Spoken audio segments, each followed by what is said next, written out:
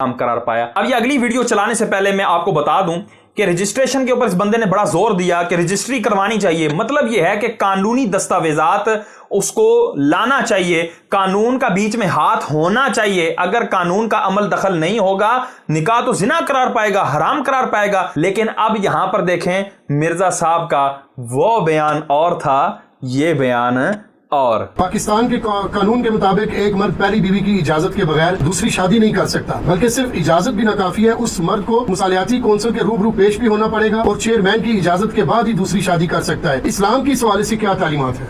ये जिस तरह की बातें आपने पढ़ के सुनाई है, इससे तो फिर क़यामत तक वो दूसरी शादी नहीं कर सकता। तो ज़ाहिर इस्लाम की ये वाली तालीमात नहीं है, और ये जितने भोले लोग इस तरह के सवालात कर रहे होते हैं, उनको भी पता है कि इस्लाम की तालीमात क्या है, लेकिन कोई बोलने की जुर्रत नहीं करता। इस्लाम ने एक वक्त में एक मर्द को 4 शादियों की इजाज़त दी है। तो इस इजाज़त के लिए ना तो किसी सुप्रीम कोर्ट की ज़रूरत है, ना किसी हाकिम वक्त की ज़रूरत है, ना किसी मुसालिहाती काउंसिल की ज़रूरत है, और ना पहली बीवी की इजाज़त की ज़रूरत है।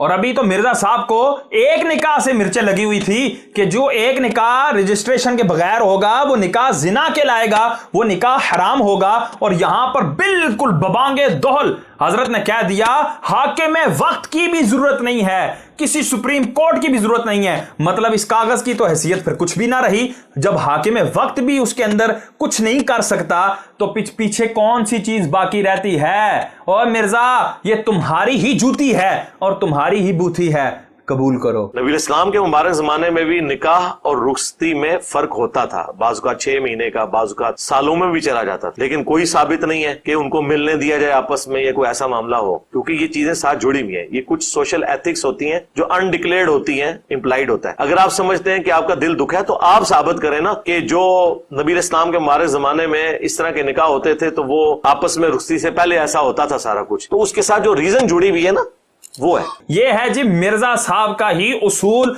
अब मिर्जा साहब के ही उसूल के मुताबिक हम भी थोड़ी सी जसारत करेंगे और मिर्जा साहब से ये सवाल करेंगे, मिर्जा अब ये तुम पर लाजिम है कि तुम दिखाओ कि हुजूर सरवर कौनैन सल्लल्लाहु तआला अलैहि वसल्लम ने कहां रजिस्ट्रेशन को या कोई ऐसा दस्तावेज जिसको हुजूर सरवर कौनैन ने अपने दौर के हिसाब से लाजिम करार दिया हो, कोई ऐसी हदीस, ज़ईफ से ज़ईफ तर हदीस तुम निकाल कर दिखाओ। और इसी तरह हुजूर सरवर कौनैन सल्लल्लाहु अलैहि वसल्लम के जितने भी निकाह हैं उनमें तुम गाना बाजा साबित करके दिखाओ, बल्कि दफ तक जो है वो साबित करके दिखाओ। हुजूर सरवर कौनैन सल्लल्लाहु अलैहि वसल्लम का जब हजरत ज़ैनब रज़ियल्लाहु ताला अन्हा से जब निकाह हुआ तो वो निकाह किसने पढ़ाया?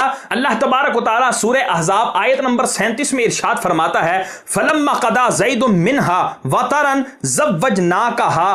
अल्लाह तबारक व तआला ने खुद हजरत ज़ैनब का निकाह मोहम्मद अरबी सल्लल्लाहु अलैहि वसल्लम से फरमा दिया। निकाह फरमाते हुए कोई गाना बाजा था, कोई दस्तावेजात थे? माज़ अल्लाह सुम्मा माज़ अल्लाह। और हदीस पाक में क्या आता है? ये सही मुस्लिम की 3502 नंबर हदीस पाक है कि हुजूर सरवर कौनैन सल्लल्लाहु अलैहि वसल्लम को जब ये वही हो गई कि आपका निकाह जो है वो हजरत ज़ैनब से हो गया है, फदखला अलैहा बिगैरि इज़्निन, तो हुजूर सरवर कौनैन सल्लल्लाहु अलैहि वसल्लम हजरत ज़ैनब के पास तशरीफ ले गए बगैर उनकी इजाजत के। उनको भी उस वक्त पता लगा कि जी हुजूर सरवर कौनैन से मेरा निकाह हो गया है। अब चलें उस हदीस पाक की तरफ जिसको मिर्जा साहब ने अपनी दलील बनाया है। जामे तिर्मिज़ी, निसाई और इब्ने माजा में भी, और मिशकात शरीफ के अंदर भी वो हदीस पाक है। मिशकात के अंदर इसका नंबर है 3153। हुजूर सरवर कौनैन सल्लल्लाहु अलैहि वसल्लम ने फरमाया, फस्लु मा बैनल हलाली वल हरामी अस्सौतु वद्दुफ़्फ़ु फिन निकाह। मैंने आप लोगों को कहा था कि मिर्जा साहब को अरबी नहीं आती।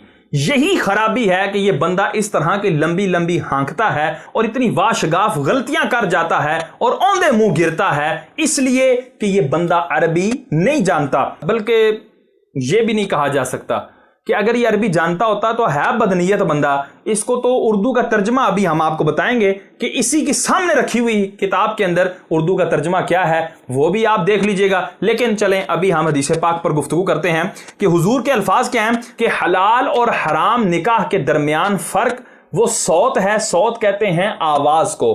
ज़ाहिर बात है जब बंदे जमा होते हैं तो वहां पर आवाजें बुलंद होती हैं तो आवाजों से तशहीर हो जाएगी। और दूसरी चीज बयान फरमाई दफ। یعنی دف بجا کر وہ چمڑے کا ہوا کرتا تھا اور اس کے اوپر بغیر قواعد موسیقی کی رعایت کیے جو ہے وہ ہاتھ مارے جائیں اور اس انداز سے جو ہے وہ اعلان کیا جائے تو لوگوں کو پتہ لگ جاتا تھا کہ یہاں پر نکاح ہو رہا ہے۔ اور اب ہمارے ہاں جو عرف میں دف متعارف ہیں وہ بالکل ڈھول پر ہی ان کی کیفیت ہوتی ہے، ان کے ساتھ جھانجر بھی ہوتے ہیں، ان کی شرعن اجازت نہیں ہے۔ اچھا، اب اس کا کیا معنی ہے؟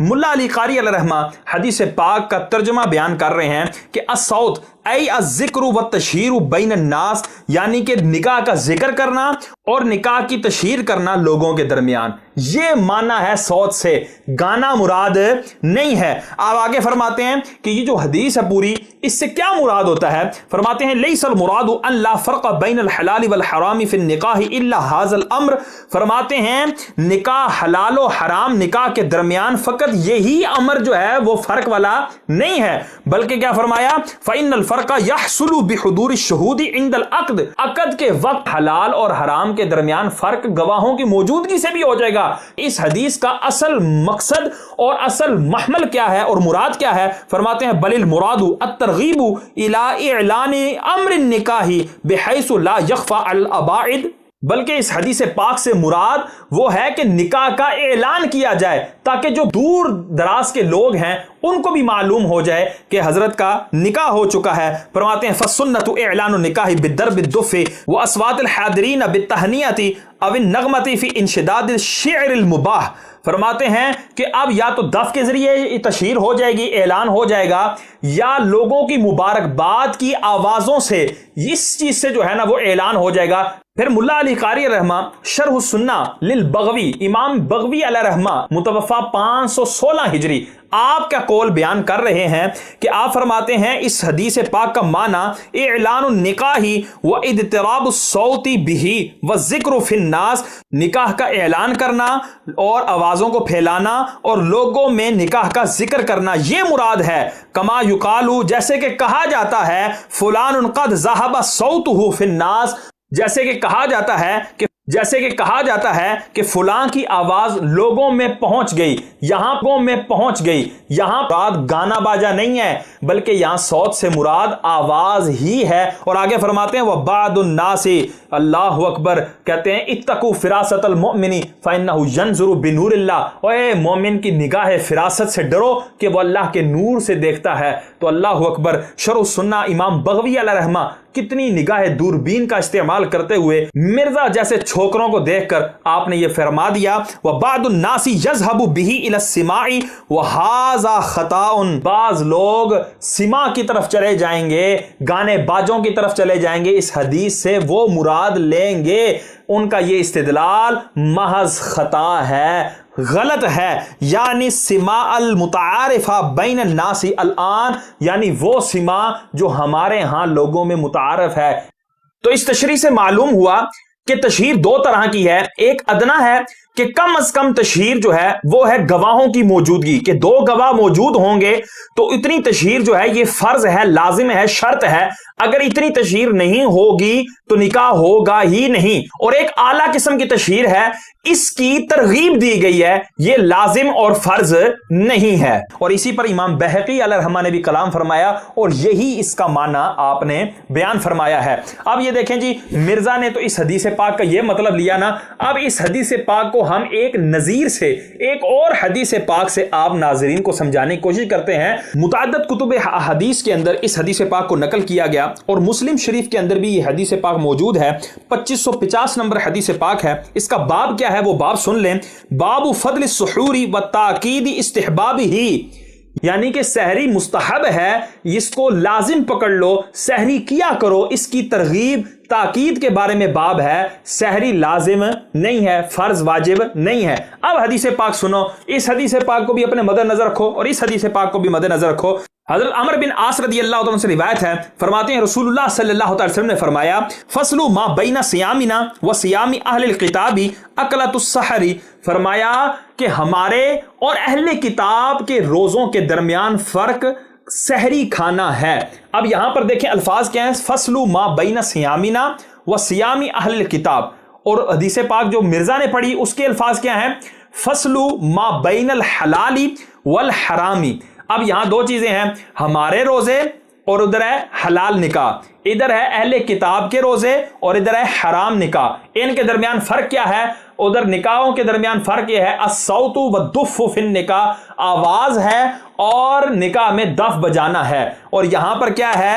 اکلت السحری، سحری کا کھانا، تو سحری کا کھانا یہاں پر لازم نہیں ہے۔ اب سوال ہوتا ہے کہ کوئی شخص سحری نہ کھائے تو کیا سحری نہ کھانے کی وجہ سے معاذ اللہ وہ اہل کتاب بن جائے گا، وہ عیسائی اور یہودی ہو جائے گا؟ اگر مرزا صاحب کا معنی لیا جائے تو یہاں معنی یہ ہونا چاہیے کہ جو سحری نہ کھائے وہ یہودی ہو جائے گا، نصرانی ہو جائے گا۔ اور مرزا صاحب دل پر ہاتھ رکھ کر بتائیں کتنی سحریاں انہوں نے چھوڑی ہوں گی، کتنی سحریاں ان سے چھوٹ گئی ہوں گی، آنکھ ان کی فجر کے ٹائم کھلی ہوگی، اس اعتبار سے یہ یہودی بھی ہو گئے اور نصرانی بھی ہو گئے معاذ اللہ۔ اور اگر یہ معنی نہیں ہے تو پھر لامحالہ طور پر تمہیں اسی معنی کی طرف آنا ہوگا جو امت کے بڑے بڑے ائمہ نے معنی لیا، اور وہ معنی یہ ہے کہ یہاں پر حضور ترغیب ارشاد فرما رہے ہیں تو جس طرح یہ سحری کھانا اس روزے کے ہونے کے لیے، صحیح ہونے کے لیے لازم نہیں ہے، اسی طرح یہ تشہیر اس انداز سے کہ ساروں کو پتہ لگ جائے، اسی طرح دف بجانا یہ لازم نہیں ہے۔ اب دیکھیں جی، جو مرزا صاحب کے سامنے زبیر علی زئی کی کتاب پڑھی ہوتی ہے، اس کا ترجمہ بھی لکھا ہوا ہے، اس میں تشریح بھی ہوتی ہے، یہ بندہ وہ بھی نہیں پڑھ سکتا۔ میں تو ابھی کہہ رہا تھا نا عربی نہیں آتی، او یار اس کو عربی بھی نہیں آتی، اس کو اردو بھی صحیح پڑھنے نہیں آتی، بلکہ اس کو کہیں گے کہ یہ اس کی بدنیتی ہے اور یہ اس کے گندے استدلالات ہیں کہ جو یہ گائے بگائے ذکر کرتا ہی رہتا ہے۔ اب یہاں پر دیکھیں آپ، اسی حدیث پاک کو نقل کرنے کے بعد اس کا ترجمہ یہ کر رہے ہیں، آپ صلی اللہ علیہ وسلم نے فرمایا نکاح کے موقع پر نکاح کی تشہیر اور دف بجانا نکاح حلال اور حرام میں فرق کرتا ہے۔ یہاں پر اس نے صوت کا معنی تشہیر کیا ہے جو کہ ملا علی قاری علیہ رحمہ نے کیا ہے، اور اس کے اپنی ویڈیو کے اندر جو سکرین شاٹ لگا ہوا تھا اس کے اندر بھی لفظ تشہیر کے موجود تھے۔ اور جو دوسری اس نے حدیث پاک پڑھی کہ حضرت عائشہ صدیقہ طیبہ طاہرہ رضی اللہ تعالی عنہا سے حضور سرور کونین صلی اللہ تعالی وسلم نے فرمایا کیا تم نے وہ گانے والیاں ان کے ساتھ نہیں بھیجی معاذ اللہ، اور یہاں سے بھی گانے پر استدلال کر رہا تھا، جبکہ اگر یہ اسی سے نیچے والی حدیث زبیر علی زئی کا ترجمہ ہی پڑھ لیتا نا۔ عائشہ بیان کرتی ہیں میرے پاس انصار کی ایک لڑکی تھی، میں نے اس کی شادی کر دی تو رسول اللہ صلی اللہ تعالی وسلم نے فرمایا عائشہ تم اشعار کا انتظام کیوں نہیں کرتی، کیونکہ انصار کا یہ قبیلہ اشعار پسند کرتا ہے۔ یہاں پر اس نے گانے کا ترجمہ نہیں کیا، زبیر علی زئی کو پتا تھا کہ گانا ہمارے ہاں مذموم چیز کو کہا جاتا ہے، ایک مردود اور ایک غیر شرعی چیز کو کہا جاتا ہے۔ اس نے یہاں پر الفاظ کہے کہ اشعار کا انتظام کیوں نہیں کیا، اشعار پڑھنے والیوں کا انتظام کیوں نہیں کیا؟ تو اشعار پڑھنا اور چیز ہے اور گانے گانا یہ اور چیز ہے۔ مرزا دجل فریبی سے کام نہ لو۔ اب یہاں پر دیکھو یہ حدیث پاک ہماری دلیل ہے۔ یہاں پر کیا ہوا کہ حضرت عائشہ صدیقہ طیبہ طاہرہ رضی اللہ تعالی عنہا نے اس لڑکی کی رخصتی پہلے ہی کر دی، اور حضور سرور کونین نے بعد میں آ کے پوچھا کیا تم نے اشعار پڑھنے والی ان کو ساتھ نہیں بھیجا؟ بقول ان کے مرزا صاحب کے ترجمہ اگر کیا جائے معاذ اللہ وہ گانے والی ساتھ نہیں بھیجی، اور مرزا صاحب کے مطابق گانا نہ ہو تو نکاح حرام ہوتا ہے، تو حضور کو یہاں پر یہ چاہیے تھا کہ حضور فرماتے وہ رخصتی کر دیے، اس کو واپس بلاؤ، کیونکہ ان کا آپس میں جمع ہونا یہ حرام ہے، کیونکہ ابھی تک گانا نہیں ہوا، تم نے گانے والی ساتھ نہیں بھیجی۔ معاذ اللہ ثم معاذ اللہ، اگر یہاں پر یہی حکم ہوتا تو حضور اسی طرح فرماتے، لیکن یہاں پر یہ حکم نہیں ہے۔ اور اس سے اگلی حدیث پاک میں حضور وہ شعر بھی بیان کر رہے ہیں کہ کس طرح کے اشعار پڑھے جاتے تھے، کوئی لوگ یہ نہ سمجھے پتہ نہیں کون سے فسقیہ اور عشقیہ اشعار پڑھے جاتے تھے۔ حضور نے وہ شعر خود بیان فرمایا، آپ فرماتے ہیں اتیناکم فحیانا وحیاکم، حضور نے فرمایا کہ ہم تمہاری طرف آئے، ہم تمہاری طرف آئے، ہمیں مبارکباد ہو، تمہیں مبارکباد ہو۔ یہاں پر حضور نے یہ شعر پڑھا، اب کوئی ہے مائی کا لال جو کہے حضور نے شعر گایا، حضور نے گانا گایا مرزا کے استدلال کے مطابق؟ یہاں پر تو کہنا چاہیے حضور نے گانا گایا، اور معاذ اللہ ثم معاذ اللہ جو گانا گاتا ہے اس کو کیا کہا جاتا ہے؟ گویا کہا جاتا ہے، یا معاذ اللہ نعت خان کہا جاتا ہے، اس کو گویا کہا جاتا ہے معاذ اللہ ثم معاذ اللہ۔ تو پتہ لگا گانا اور ہے، شعر پڑھنا اور ہے۔ مرزا نے ان ساری باتوں کا اختلاط کر دیا ہے، اور یہ اس طرح کے کٹے کھولتا رہتا ہے۔ اب اینکر بھی ڈر کر اس سے سوال کر رہا ہے، اب وہ سوال سنیں۔ لیکن آپ کے بچے ہیں، بیگم ہے، بہن بھائی، انہوں نے کبھی نہیں سمجھایا کہ نہیں اتنی اختلافی باتیں نہ کیا کرو. آپ یہ کہہ رہے ہیں کہ ہمارا بھی میں کہتا ہوں پوری دنیا جمع ہو کے سمجھائے، جو مر چکے بزرگ ہیں وہ قبر سے نکل کے سمجھائے، جنات اکٹھے ہو جائیں اور خدا نہ خواستہ کوئی فرشتہ آ جائے، اور خدا نہ خواستہ کوئی فرشتہ آ جائے کہ ہاتھوں اللہ رکھو، تو ہم تو کسی کی بات نہیں مانیں گے. سامنے اینکر کہتا ہے کہ اتنے بڑے بلنڈر چھوڑتے ہوئے تمہیں ڈر نہیں لگتا، تمہیں جو ہے نا کوئی خوف نہیں آتا، تمہارے بیوی بچے تمہیں منع نہیں کرتے. کہتے ہیں وہ یہ کیا منع کریں گے، اور پوری دنیا کے لوگ جمع ہو جائیں، جنات جمع ہو جائیں، بلکہ مردے جو ہے نا وہ قبروں سے باہر نکل آئیں، اور خدا نہ خواستہ کوئی فرشتہ بھی آ جائے. حالانکہ قرآن کی نص قطعی ہے کہ فرشتے بغیر امر ربی کے آتے ہی نہیں ہیں، اللہ کے حکم کے بغیر وہ پر بھی نہیں مار سکتے، جو کچھ بھی کرتے ہیں وہ اللہ کے حکم ہی سے کرتے ہیں. گویا کہ یہ کہہ رہا ہے کہ اگر اللہ کے حکم سے بھی میرے پاس کوئی فرشتہ آ گیا میں نے اس کی بھی نہیں سننی. بیٹا جس دن فرشتہ آیا نا تینوں پتہ نہیں لگنا، تینوں لگ پتہ جانا ہے کنے 20 دا 100 ہوندا ہے، پھر اس ٹائم دیکھیں گے فرشتہ تیری اصلاح کیسے کرتا ہے. لیکن یہاں پر تو نے واضح بتا دیا کہ میری اصلاح ہونی نہیں ہے. اللہ تبارک و تعالی ہمیں اس بندے کی دجل فریبیوں سے بچنے کی توفیق عطا فرمائے. آمین بجاہ النبی الامین.